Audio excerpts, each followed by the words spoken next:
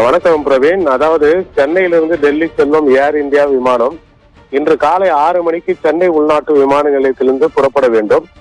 இந்த விமானத்தில் பயணிக்க 158 பயணிகள் இருக்கின்றனர். அவர்கள் அனைவரும் இன்று அதிகாலை 5 மணிக்கே முன்னதாகவே சென்னை விமான நிலையத்திற்கு வந்துவிட்டனர். டெல்லி செல்ல வேண்டிய இந்த ஏர் இந்தியா விமானம் வழக்கமாக துபாயில் இருந்து அதிகாலை 4:40 மணிக்கு சென்னை சர்வதேச விமான நிலையத்திற்கு வந்துவிட்டு மீண்டும் உள்நாட்டு விமானமாக சென்னையிலிருந்து 6 மணிக்கு டெல்லிக்கு புறப்பட்டு செல்வது வழக்கம். ஆனால் இன்று துபாயில் இருந்து வர வேண்டிய விமானம் இன்னும் சென்னை வரவில்லை.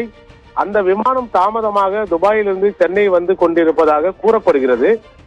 இதையடுத்து டெல்லி செல்ல வேண்டிய விமானம் 3 மணி நேரம் தாமதமாக காலை 9 மணிக்கு டெல்லி புறப்பட்டு செல்லும் என்று அறிவிக்கப்பட்டுள்ளது.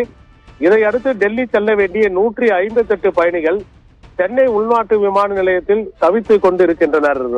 பிரவீன்.